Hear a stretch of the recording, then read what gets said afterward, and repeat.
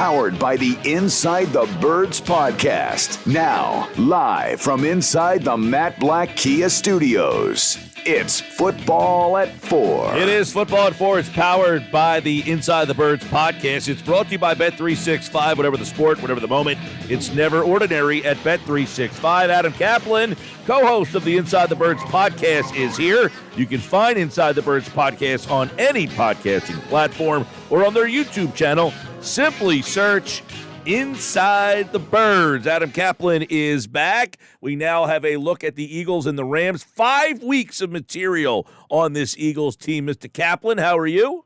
Well, yeah, you could say it's past the quarter point now, and the Eagles, one of only two teams to be undefeated, and they play that team in, I think, week 13? They play the Niners. December 3rd, John Butchergrass, who got that wrong the other night on SportsCenter. He said, the Eagles and the Niners don't play unless it's the playoffs. Incorrect. They play December 3rd. Week 13, yeah, I was right. And that's in Philly, of course. I know the Niners will be circling that one after what happened to Brock Purdy, who, by the way, he's certainly right up there for MVP. It's hard to believe the last pick in the draft last year could potentially be the MVP, but if he keeps this up, you'll be in the running. Well, I'll tell you what. I mean, that would be one of the most remarkable stories of all time, right? I mean, Tom Brady, as a 6th-round pick, currently holds that title. But if a 7th-round last pick, Mr. Irrelevant, won an MVP, not the career that Brady has, but that might be the biggest story of all time.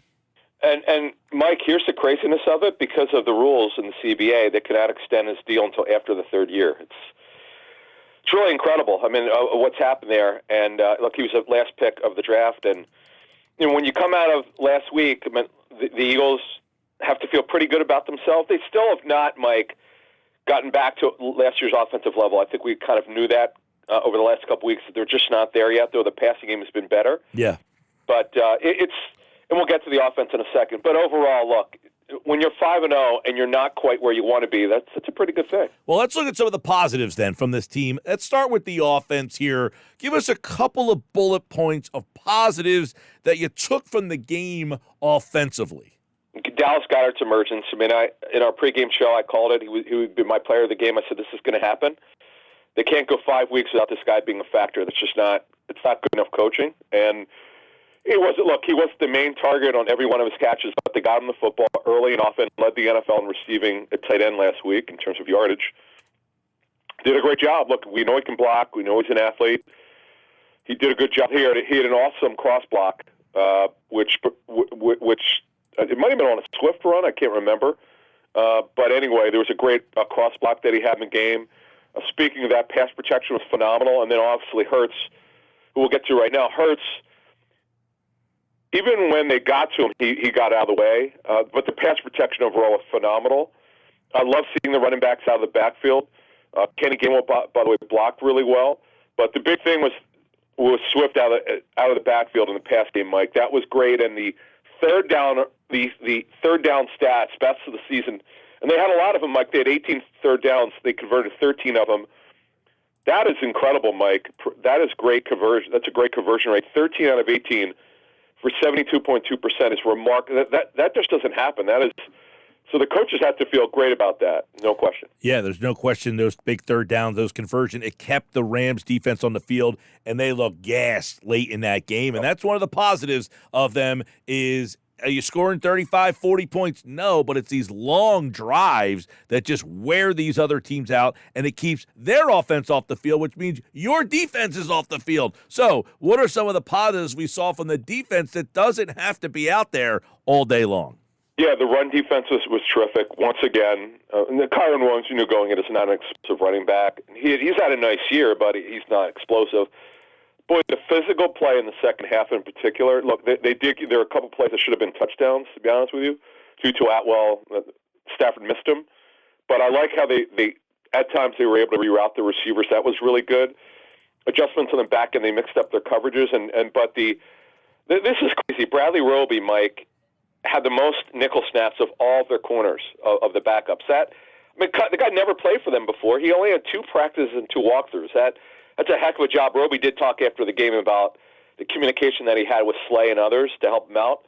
That's amazing. Now, we'll see what happens here this week against the Jets, and obviously against Miami when it gets even tougher. But that was an amazing story, and good job by the Eagles. He worked out last Tuesday, and he wound up playing the most nickel snaps for the team on Sunday. That's incredible. Now, do you anticipate that he will kind of take over that role, or do you think it's still going to be a fluid situation? Well, they rotated a bunch of guys in there, but in the end, when I saw 33 out there, it's like, okay, wait, who's 33? Oh, Bradley Roby here. Okay, Bradley Roby. So that was the guy. Yeah, no, look, if they did it in that game, unless he's gassed, where he physically don't think he can do it, why wouldn't he do that? Now, again, we didn't know that going in. I don't know if they knew that. Obviously, communication between Roby and the DB's coaches, because they have to know how he's feeling. And it's funny, he talked about it after the game, that he played more than he anticipated. Now, again, because he handled himself well.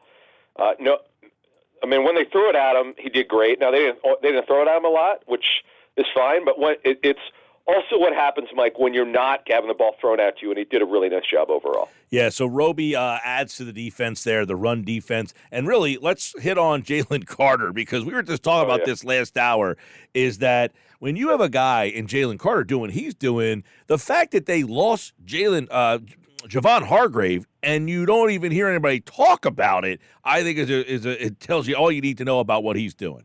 Yeah, so that would go under my physical play note. Not only were the Eagles way more talented than the Rams, they took it to them from a physical standpoint. And look, Jalen Carter's a bully. I mean that in a good way. He's just physically strong. You saw on one of the sacks. I mean, he flexed. I mean, he tossed the lineman aside, and that was great to see. Williams had a good game, by the way, with his versatility of lining up, moving into different spots.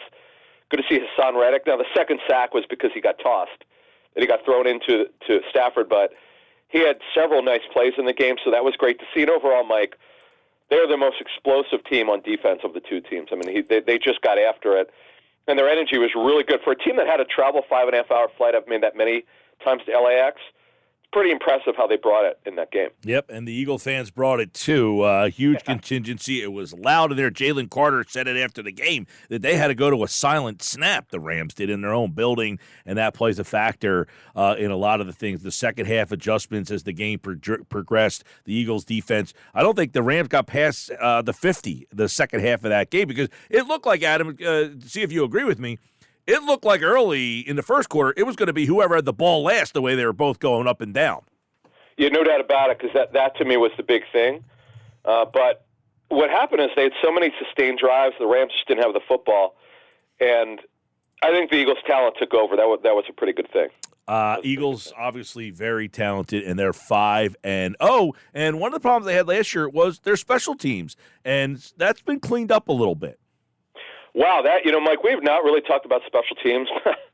This is actually a really good story, which cannot be discussed enough at this point. Why? Here's why. Britton Covey is one of the top punt returners. People wanted this guy cut last season. What they didn't understand is the blocking was terrible for him. That's why he struggled. He is terrific, excellent hands. I know he had one fumble, but he's terrific. Great in short area, great quicks. Clearly one of the best punt returners in the National Football League. Jake Elliott does it again on field goals. Braden Mann had a good punt. People were getting on him, and he's now run out of elevation. So the Eagles have to have until Saturday at 4 p.m. Eastern to sign him off the practice squad for this game. And the coverage teams, which were bad last season, particularly the first three quarters of the season, the coverage teams, Mike, are not a problem. The coverage teams are not a factor anymore, and that's a good thing. All right, Adam Caplan from Inside the Birds podcast is with us. There's some of the positives, and obviously a lot. Their offense and defense, balance, attacked offense, defense did a great job in the second half. We talked about the special teams, but the red zone issues there that Nick Sirianni was asked about yesterday. How about some of the negatives that you want to point out?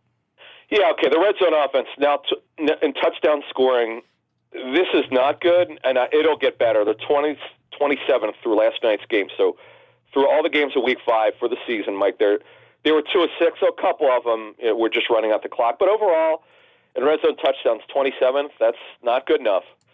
We're used to this with this staff, and really on Peterson's staffs when they had things going, of being one of the top red zone offenses. That'll get cleaned up. I don't have a real issue with it.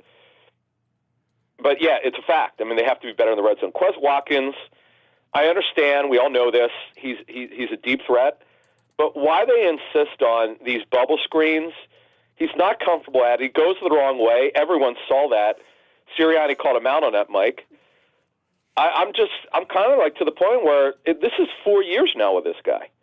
I mean, at what point are you going to say that it's just not going to work? Yeah. Because you want to see the deep ball with him. Now, he could fly, no doubt about it. And then the other thing is the defense, no turnovers recorded, which it's not a big deal because they got pressure on Stafford, and they didn't give him any points in the second half, but no turnovers, we should mention that. But not a lot of negatives, but I would tell you, though, my fourth negative would be there were two touchdowns that the Rams should have had. One of them was with Tutu Atwell. It clearly beat coverage. He split it on a post route. I mean, you don't need the all 22 to see it. Everybody saw it. I mean, Stafford overthrew him. He beat coverage.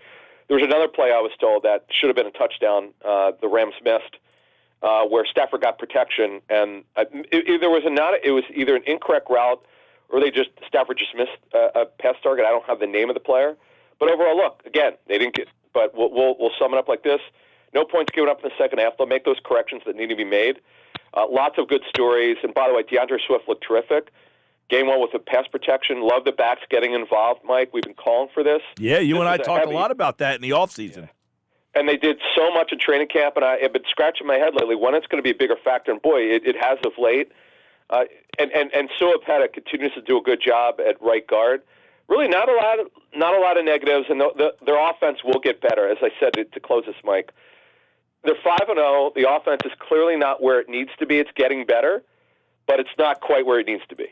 Adam Caplan in the Inside the Birds podcast. It's you can get it wherever you get your podcast, and check out their YouTube channel. Just search Inside the Birds. And, of course, Adam is back later on this week to get you ready for the Eagles and the Jets, and you can hear that game right here on 97.3 ESPN. All right, Adam Caplan. Appreciate it, pal. Thank you.